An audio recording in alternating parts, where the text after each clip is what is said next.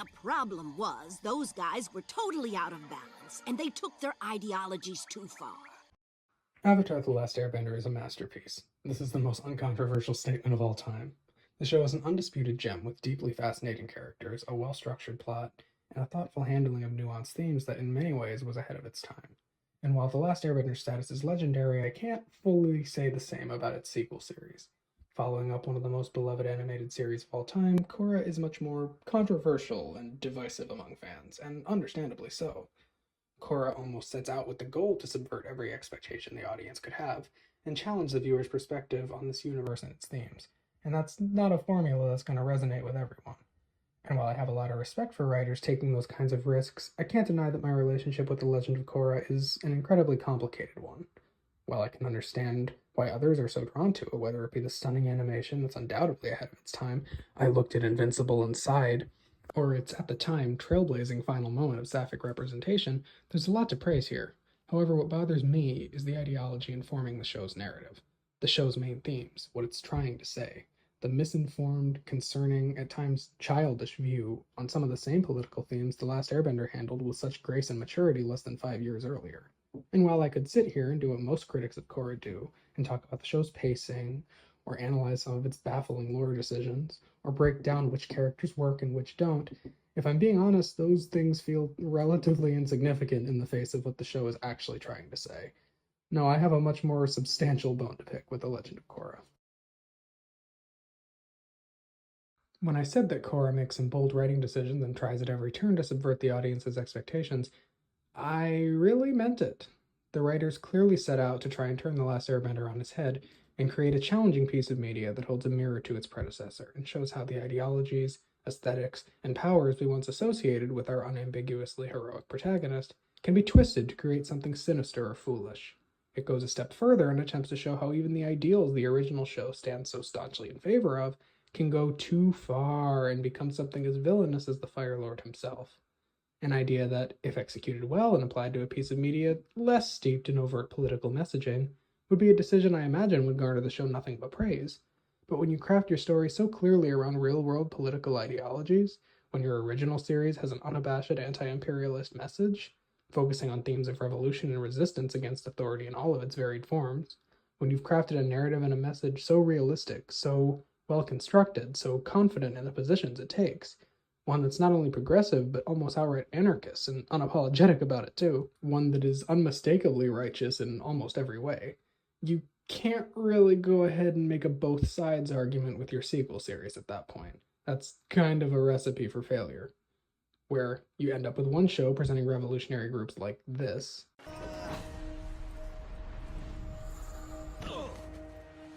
Down you go. Show no mercy! For the Earth Kingdom, attack! while the other presents them like this. The Avatars are pressing us! Help! Let's scram. Where one show presents imperialist nations like this. My grandfather, Fire Lord Sozin, used it to wipe out the air nomads. Now, I will use its power to end the Earth Kingdom. We will rain fire over their lands, and out of the ashes, a new world will be born. A world in which all the lands are Fire Nation. While the other presents them like this. I was trying to help my people. Sue turned her back on the Earth Kingdom. You were gone. I had to do something. How could I just stand by and watch the same thing happen to my nation when it needed someone to guide it? You wanted to create a place where you and your people would never be vulnerable again. But I'm getting ahead of myself. In this video, I want to compare how Korra and Avatar handled similar political themes and try and figure out why certain decisions were made. To figure out what at its core The Legend of Korra is trying to say, how it says it, and how it contradicts its predecessor to do so. The revolution has begun! As one of the two, arguably three, dark mirrors we get of Aang in The Legend of Korra, Amon is meant to show what happens when revolutionary action, similar to what Aang engaged in against the Fire Nation, goes too far, adding to that theme by using the power to remove one's bending, a power once reserved only for Aang himself, a power used in the climax of The Last Airbender as a profound statement of nonviolence, and as the catalyst to instate long-lasting peace. being used instead this time as a corrupting and nefarious force meant to strip others of a part of themselves. On paper, ignoring the political implications of what it's trying to say, I really like this idea. Immediately starting your sequel series by deconstructing the beliefs of your former protagonist, while using one of his signature powers in a way that brings harm instead of peace. It's a bold move, and despite my criticisms, one thing I can never say about The Legend of Korra is that its writers didn't take risks. The problem, however, lies in execution, and how the show uses this interesting mirror to specifically criticize proletariat revolutions. Amon uses this power, ostensibly to rid the world of Bender oppression against non-Benders. His revolutionary movement clearly meant to call to mind the American misconception of real-world communist and socialist revolutions, down to the way the posters his followers make present him and the way in which he terrifies our protagonist and most other Benders for that matter. His ideology is given such little sympathy or justification, is dismissed at every turn, and his followers are consistently portrayed as whiny, entitled sheep, led astray by a master manipulator into fighting a class of people that doesn't really exist, or at the very least isn't asserting the kind of power Amon says they are. It's presented less like an understandable ideology our hero can learn something from, even if it goes too far, and more like an incomprehensible evil, a specter, if you will. It presents the Equalists' revolutionary action against Republic City as foolish, unjustified, terrifying, and based on one mass manipulator's personal desires. And it's far from an isolated incident, as it does this again with Zahir in Book 3, creating an utterly ridiculous straw man of anarchy to defeat, while similarly tying its antagonists to powers and aesthetics once associated with our hero, in this case airbending and airbending philosophy. A show that was once about a revolutionary movement against an oppressive colonialist superpower has become a show about putting down revolutions from the perspective of a nation that was colonized. What The Legend of Korra is trying to say with Amon, the allegory they craft, and the perspective from which they tell the story, and which perspectives go unaddressed, the message at the core of it is fundamentally at odds with everything its predecessors stood in favor of. And it's not as if you can't make valid critiques of the pitfalls revolutionary movements can be victim to. Avatar itself engages with ideas of corrupted revolution in infinitely more thoughtful ways. Jet was a perfect example of this. Jet was a victim of the imperialist Fire Nation's cruelty, losing his parents to them at a young age. He dedicates his life to fighting back against the Fire Nation and creating a safe place for others hurt by their oppressive violence to live and prosper and help the cause. However, Jet's trauma at the hands of his oppressors eventually turns into something ugly. His rage consumed him, and his revolutionary movement became more about hurting the Fire Nation than it did about protecting innocent people from their violence, to the point where he was willing to sacrifice innocent lives just to get a win over on them and kill a few Fire Nation soldiers. We could have freed this valley. Who would be free? Everyone would be dead. You traitor! No, Jet. You became the traitor when you stopped protecting innocent people. So let me break down why this works in a way that Amon's storyline never could. Firstly, the oppressive violence that shaped Jet's experience is presented as very real. The Fire Nation remains the big bad of the series, and Jet's fall into ruthlessness is as much a reflection of and commentary on the Fire Nation's evil and the effects their violence has on people, as it is a personal, individual story of corruption for Jet himself. Amon's revolution, on the other hand, is never given that kind of justification. Non-Bender oppression is never shown to us, outside of measures taken in response to Amon, and even then, only presented as the act of one corrupt individual. It is never given any weight or importance, and for all we know, never existed at all. The revolution is against an imaginary ruling class, not a very real one like the Fire Nation is made to be. Not to mention, Amon's personal trauma plays very differently than Jet's, as it comes at the hands of his father. From a Bender stripped of his bending, to another Bender in an abusive family dynamic. Not an instance of oppressive violence against an oppressed minority, but a personal, unrelated trauma that fuels Amon's rage and desire to create a false narrative around a hatred for bending so that he can seize power. And Amon himself, the revolutionary leader, is the main threat, is the big bad. And even the fascist tendencies that are presented as very real and very threatening by the narrative in the form of Amon's brother Tarlok, are shown to be less bad, less dangerous, and in truth a symptom of Amon's revolution, not its inciting oppressor. The man who gives us our one and only instance of non-Bender oppression in the series, the one who says this is an equalist rally. There's nothing innocent about it. They're not equalists. They're just normal people who want their rights back. They are the enemy. Round up all these equalists! Is presented as the better option, the lesser evil. The more soft-hearted of the brothers when they were kids, and the more reasonable of the two now. The one who helps Korra defeat Amon. The one who breaks the cycle and kills Amon because he's too far gone. Imagine if, Somehow, instead of having a redemption arc, Jet became the big bad of the series, and was made to be worse than the Fire Lord himself, even after everything we'd seen the Fire Nation do. And then some high-ranking Fire Nation general, like Zhao, breaks the cycle and kills Jet, and that's made to feel like a tragic victory, all the while the Fire Nation status quo goes unchanged. That would leave people feeling rightfully conflicted about what message the show is trying to send. But when you invalidate the experience of oppressed people, making jokes at their expense and acting like they're just entitled brats looking for an enemy to fight, when you demonize your revolutionary antagonist and use his personal failings to discredit the movement as a whole, you can slip that kind of messaging by and most people might not even notice on a first watch. Secondly, the specific failings of each character are very different. Jet's come from a very real and very understandable vengeance against an oppressor nation that took his parents from him. He is entirely transparent about his goals to his freedom fighters and is just a deeply traumatized kid who's gone down a dark path, trying to fight back against a much greater evil. Amon, on the other hand, is a master manipulator who, for all we know, made up this entire narrative of class warfare to cynically create discord and gain power for himself, all the while lying about being a member of said ruling class, being a bender himself.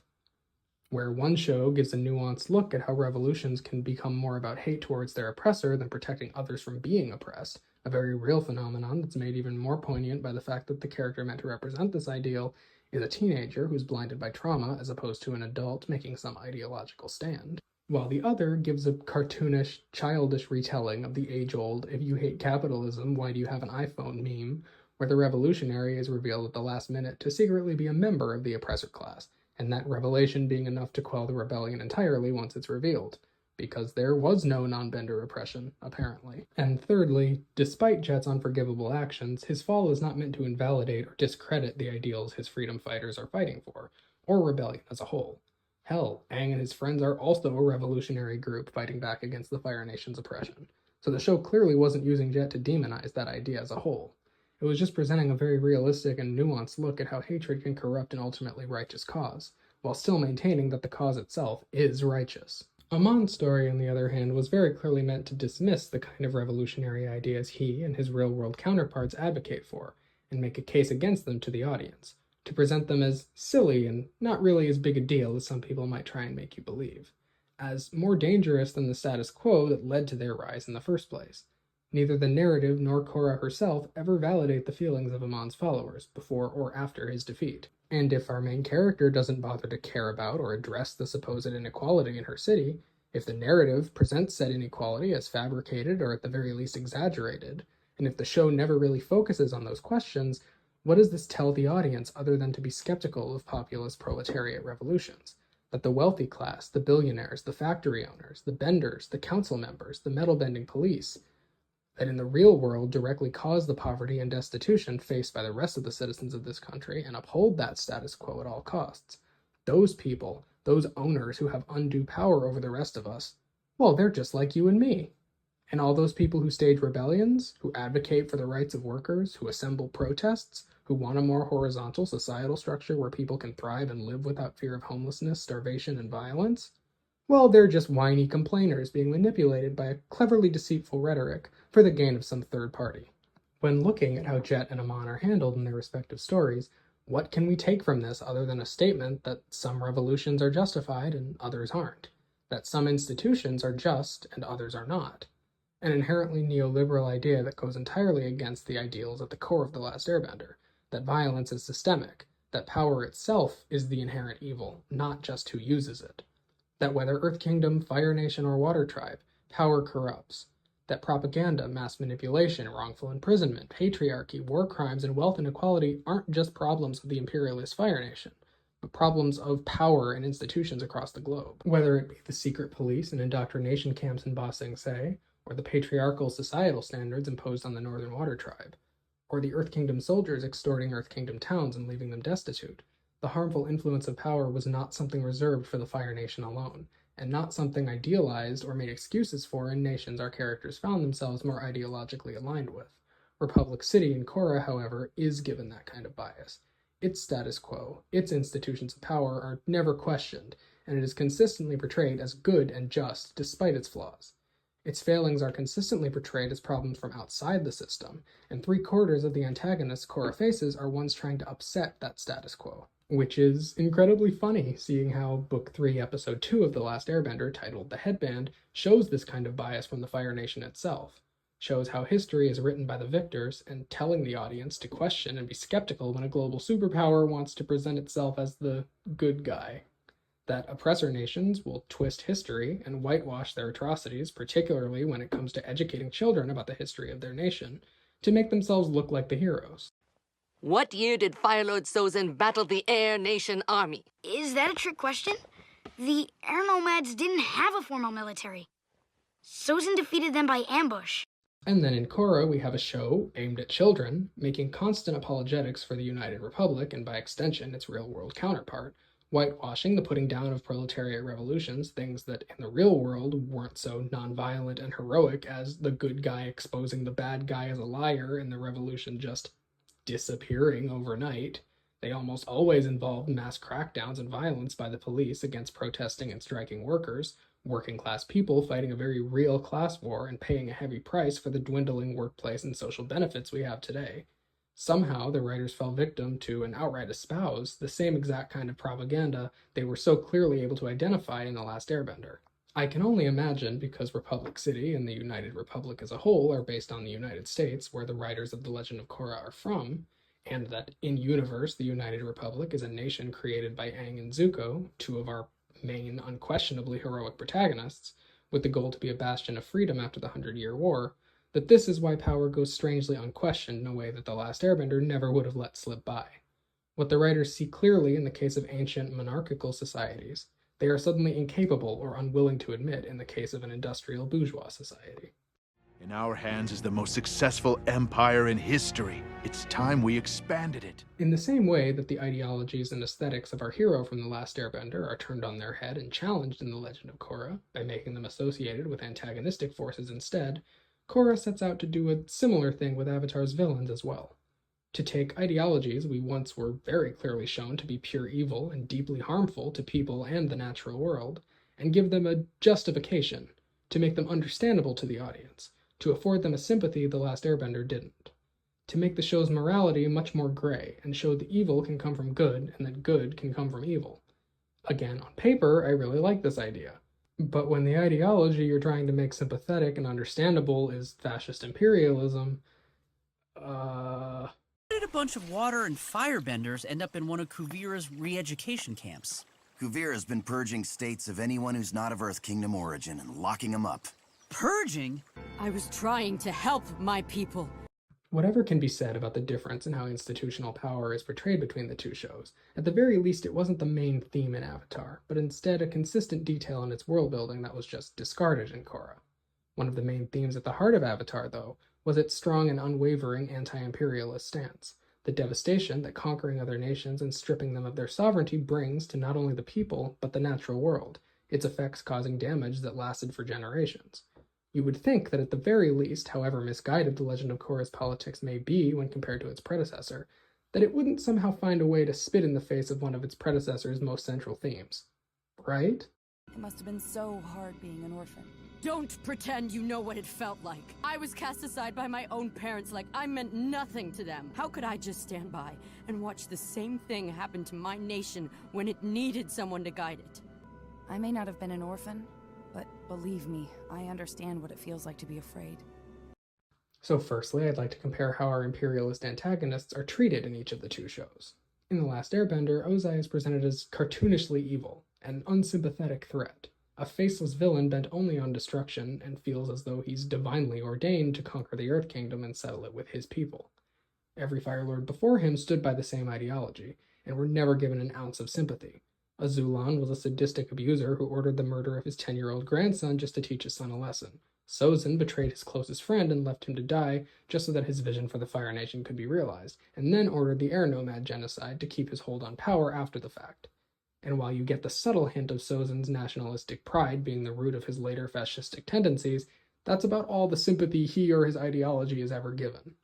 On top of that, the whole series being a thorough and exhaustive examination of the perils of war and imperialism from the perspective of the last remaining member of said genocided air nomads. And the message is very clear. Imperialism is a force of profound evil in the world, and its proponents, and those who materially support it, have little redeeming qualities. While I'm always an advocate for having a complex villain in a work, this is an instance where I can't deny having a simpler, more pure evil kind of antagonist was the right decision.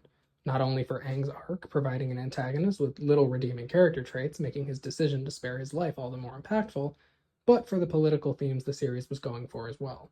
Imperialism isn't justifiable. The ideology the Fire Lords represent is not and should not be portrayed as such.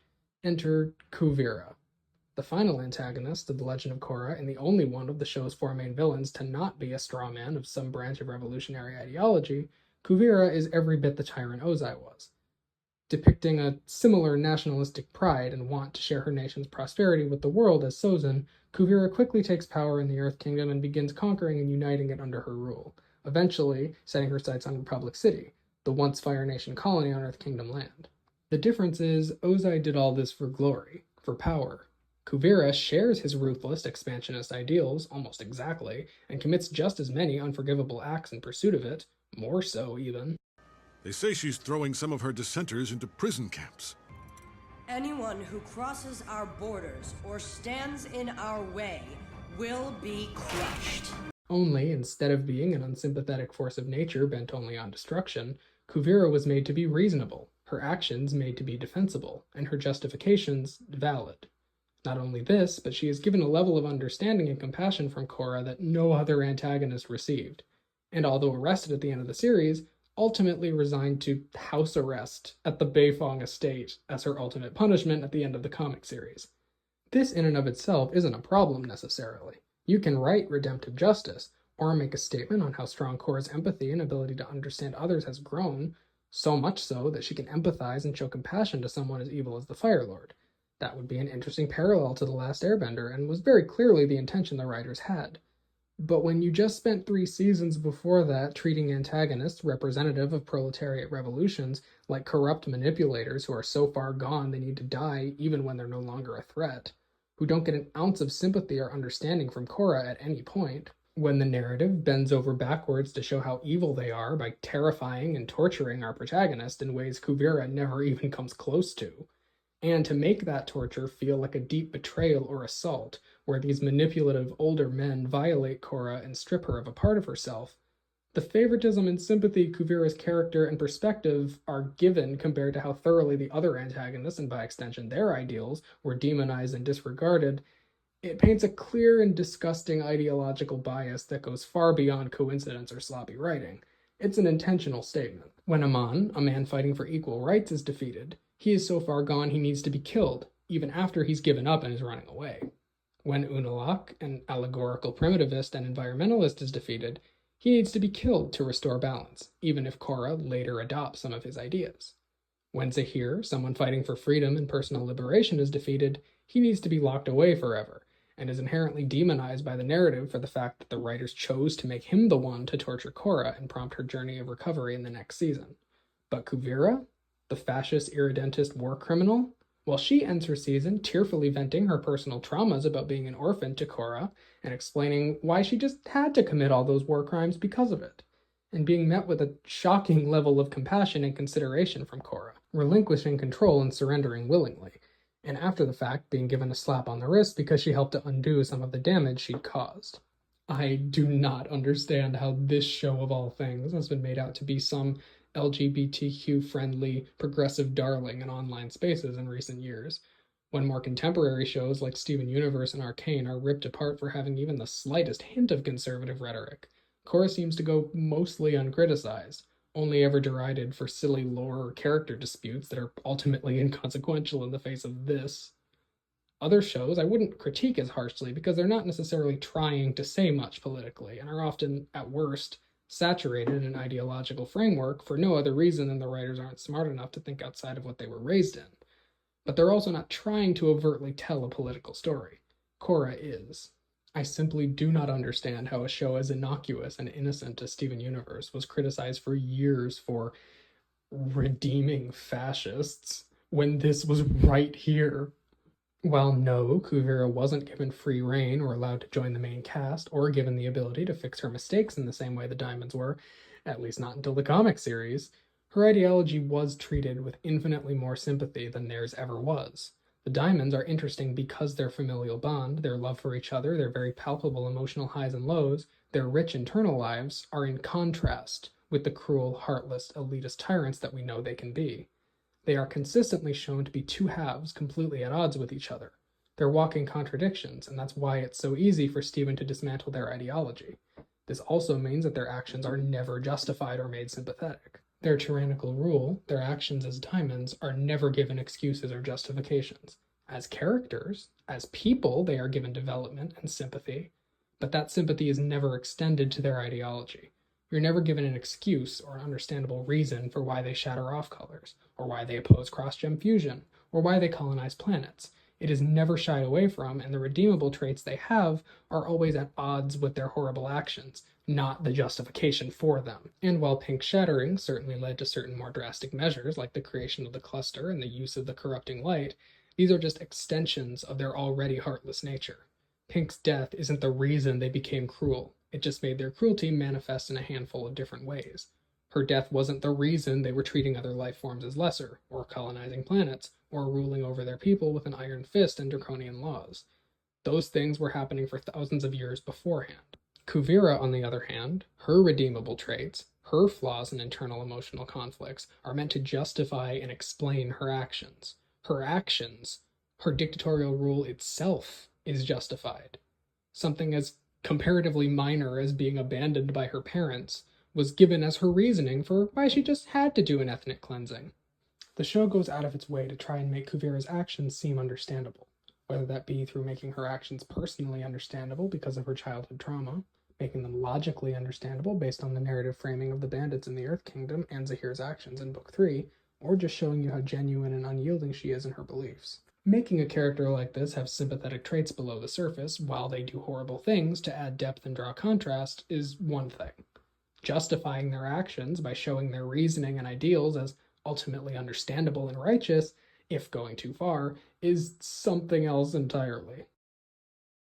For all my criticisms, The Legend of Korra's desire to subvert the themes and characters presented in The Last Airbender is not always handled poorly. It's a writing tactic that is much more effective when applied to character writing, divorced from the show's political undertones. And while there are still deeply unsatisfying instances of it, like the rebellious Toph inexplicably becoming a cop, or Aang, the protagonist defined by his pacifism and not adhering to masculine stereotypes usually present in this type of media, becoming a macho, no-nonsense superhero, or Katara, the girl who refused to submit to patriarchal standards and become a healer at the Northern Water Tribe because she wanted to fight instead, growing up and becoming a healer in the Southern Water Tribe. There are still times the show gets it right. The best possible example being that I found myself thoroughly invested in Korra's personal journey of self-discovery, and how it was clearly meant to mirror Aang's, right down to the hardest element for her to learn being the one Aang was trained in using first, and that came the most naturally to him. Aang starts as a soft-hearted, compassionate, fun-loving kid who wanted to avoid his responsibilities as the Avatar as best he possibly could, almost afraid of having that kind of control over anyone, but also terrified of losing his childhood to responsibility.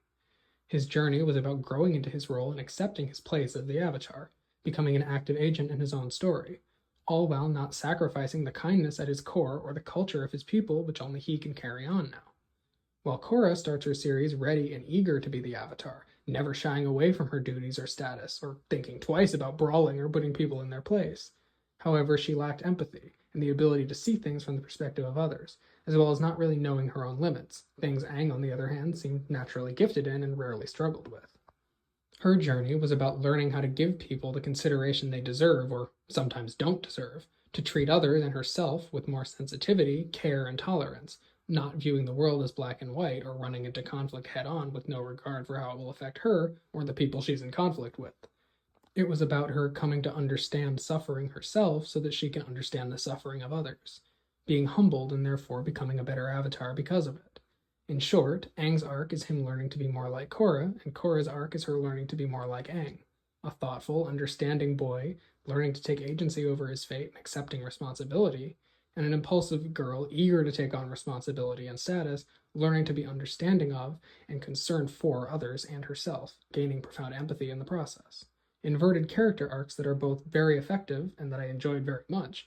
I would honestly go so far as to say that I enjoyed Korra's journey more than Aang's in a lot of ways, and the fact that she is such an interesting mirror of him is a big reason why. This storytelling decision can work. It does work. You can subvert expectations by mirroring character arcs, world-building details, elements of your magic system, or narrative structure and result in a wildly creative take on your own world and characters.